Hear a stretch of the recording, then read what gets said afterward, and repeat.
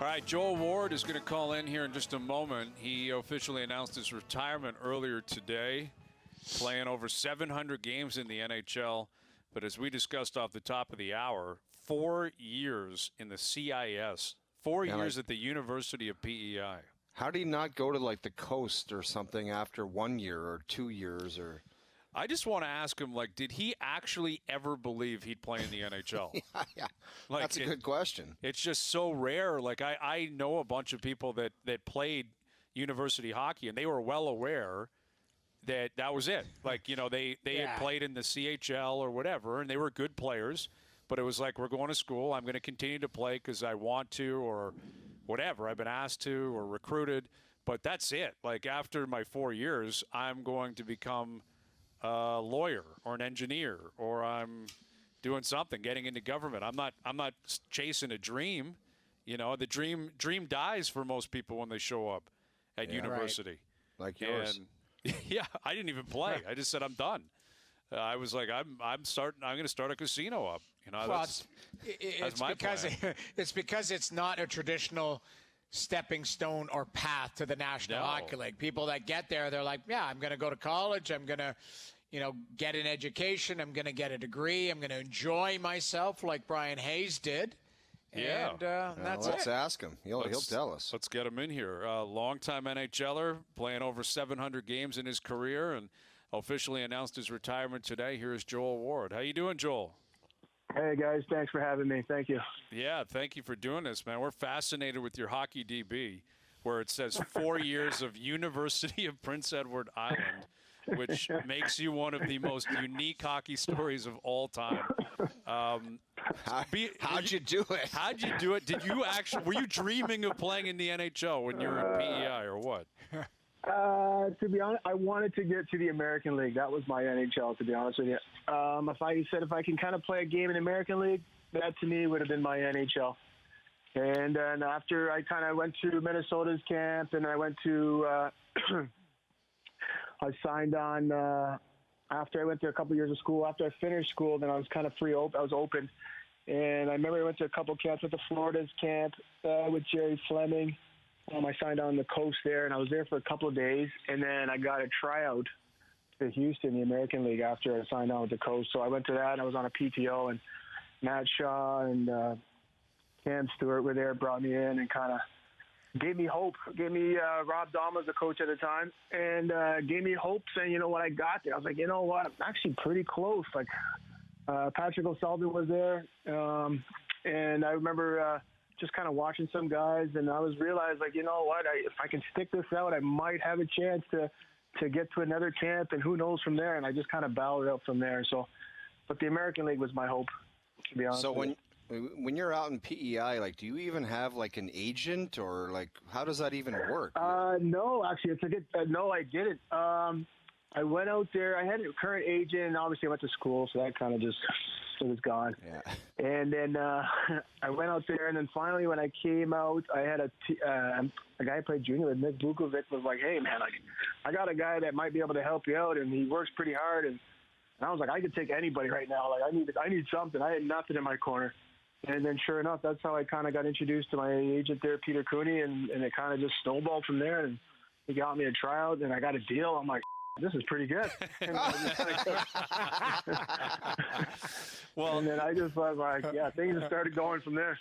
Well, now that you look back on it, I mean, clearly it was the path that you were meant to take. And I'm sure you don't regret it for a second, the playing of hockey and CIS hockey. CIS hockey is really good. It's loaded with CHL players. I wanted to ask you, there must have been guys on your university teams that just said they had agents to seem cool. There had to have been that guy. Wasn't there? Hazy, too? I didn't play, dude. I didn't play CIS hockey. Oh, well, I thought you went out there to play hockey after you were done. No, I just went out there to start a casino and go to school. I told you that. That's what I was doing, man. I didn't play. But go ahead, Joel. Did anyone pretend to have an agent in anywhere on the East Coast? You know what? No, the guys that are good friends actually still this day. We still on a group chat. The guys, a bunch of guys I still played with that we still chat on a weekly basis. Where you know what, they were just happy for me. They just kind of hey, just do your thing. They didn't say much. They just let me do my thing. And then they were just once I got a chance to play pro, they would still kind of come out and visit, and we still kept in good ties, but they never really, they'd always just kind of keep the hockey side of it away. We just always still catch up from old university stories every time I see them. Well, that's what I wanted to ask you. I mean, like, clearly and we won't spend the whole chat talking about the University of Prince Edward Island. You play in the NHL. It's so fascinating, though, because, like, clearly, again, the path was right for you, and playing the games you wouldn't regret. But do you look back on it now and think, why did I show up at 8:30 for that class? Like, why did I have to go to class? You know what? I had no idea what the outcome was going to be, to be honest.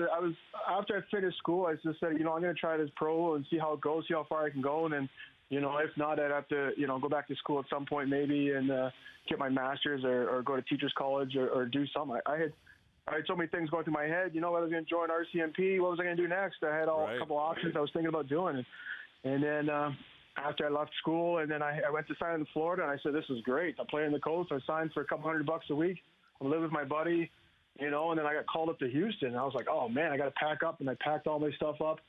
And then I had a tryout, and then it just kind of got serious from there. And then it just gave me more and more hope and more confidence. And then as I got there, and the coaching staff and everybody there kind of believed in me and gave me an opportunity. And I just loved every minute of it. Yeah, so I'm very thankful for my UPI days, though. It taught me a lot, though. I'm not going to lie.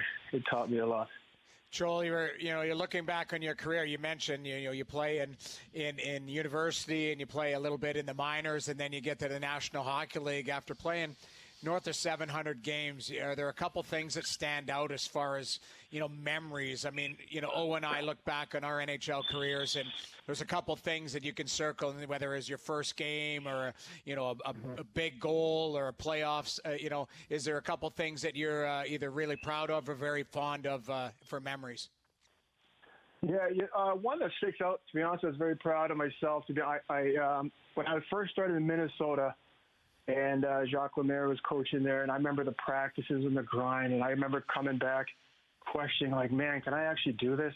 I thought this was, the guy called up, and guys like Gabrick and Rolston, they were taking days off, so, I had to go through the back of the line, get through more reps, and you're just going, you're buzzing, and I remember coming out of there just like, oh, man, I'm done. Like, I can't believe this is what it takes, and then kind of just had a moment, a couple of days in the hotel rooms by myself, just to keep fighting and kind of believe in myself and just like listening, watching the other players go through their scenarios and knowing that, I'm pretty close. I just got to keep fighting, And so I remember just those days that really kind of stuck out to me. And then once I kind of signed on in Nashville and I got an opportunity there, and they were kind of short of a few guys, like Radulov stayed over back in Russia. And I remember there was a couple of openings there. Jed Ortmeyer was another guy that played there that he also had a bit of an illness, I believe, and wasn't coming back and playing. So it kind of opened up some spots there, and that just kind of gave me a little bit of a window to say, hey, man, let me just dial it in here. And so, through the course of my career, there's a few, I've had a few moments that have been obviously the playoffs and goals and stuff like that. But I just thought the beginning part for me starting was something that really stuck with me, because I remember those days in the hotel in Minnesota when I was called up and down, back and forth, and wondering whether I'm going to actually do this or not. So that really kind of hit home to me after a while. With longtime NHLer Joel Ward officially announcing his retirement earlier today, based on your journey, did you ever allow yourself to feel comfortable in the NHL? No, you know what? No, I haven't. I think. Maybe coaches might tell you different, but I haven't, to be honest. I knew I was always the underdog. I remember, growing up, I wanted to play for the Wexford Raiders. I got cut from there. I wanted to play for the Toronto Marlies. I got cut from there. So I think I've always had, roadblocks in my way, and knowing that nothing was really handed to me. Pete DeBoer always told me that, everything I've had was well-earned and through a lot of hard work and perseverance. And I think in junior, I never made the own sound attack players originally. I had to start off junior B. Once I got there, and then I finally got called up to make the players, the big team. And so I've always just had this mentality of hey, if something doesn't go right the first time, it'll come around if I just stay with the process and just keep believing. Obviously I think my moment when Barry told me to get a place when I first tried out in Nashville, and when I was hanging around training camp and exhibition, and when he called me in before the season to say to get a place, that was definitely a surreal moment of, I could take a break for a minute and just say, hey, I think I made it for at least for a couple of days. Right. So what about your rookie year? I mean, you would have been in your, I guess, mid to late 20s, right? So yeah, were there rookies on the team that were 19, 20 years old, and you were a vet rookie, basically? For me being a little bit older, I wasn't really getting picked on as much. Right. Rookie party wasn't too bad for me at the time. I think some guys had a soft heart for me, so right. I kind of just hit under the radar. I mean, shoot, I was just happy to be there, man, and just enjoying every moment at the time. I didn't know how long it was going to last either, right? So every day was definitely crucial for me, especially practices. Well, you go ahead, O. Everybody's got a different kind of feeling when it's over, Joel. I mean, have you had that one yet where you're like, okay, I'm not playing anymore? Like, have you had that kind of thought to yourself and wonder about the future and life without hockey and what you're going to do? Yeah, I've mulled on it for sure. I love the game. I love the guys, the teammates, the guys that I play with. I mean, I still watch all the games, when the boys are on and just cheering for the guys. So it was definitely tough for sure. But I mean, now I got a 1-year-old here that I've been home with 24/7 that I've been kind of helping out and looking after, and we've been kind of busy during the day. So that's kind of been. That really helped me get over, just having him really helped me get over that mental block of not being in the locker room anymore. And definitely helped my psyche, man, because I if not, I could have been in some trouble because I didn't know, because the way things ended for me was just a lot different. I didn't really plan on it, you know what I mean? So I was just hoping to maybe get another gig and maybe get one more, and I just didn't. So thankful my wife gave birth, and then and that's been a huge thing for myself, just staying home with the little guy. So are you back in Toronto, or what's the plan for the future? No, we're still in the Bay. Yeah, we're still in San Jose area, and the future is up right now. I'd like to obviously get back in the game one way or another. Coaching is something I've kind of been looking at. I feel like I've been blessed with so many great coaches. Don't do it. You get fired. That's what I heard. That's another challenge for me. I think I might want to take on, but.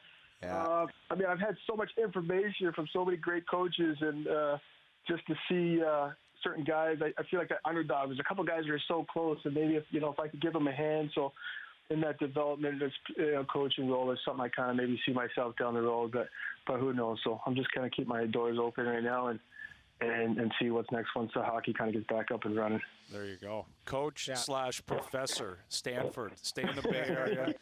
Just build up a hockey program. San Jose State. There you go. There you go. That might be the play. Well, congrats on a great run. I mean, a great career, great story. Even surviving 4 years in Owen Sound, I mean, that's not easy to do either, man. They usually ship players in and out. So that was an accomplishment. I'm one of the few. It taught me well down the road, though. No kidding. Great story. Great career, man. Congrats, Joel. Congrats, thanks, and thank you for doing this today. Thanks, guys. Thanks for having me. I appreciate it. You got it.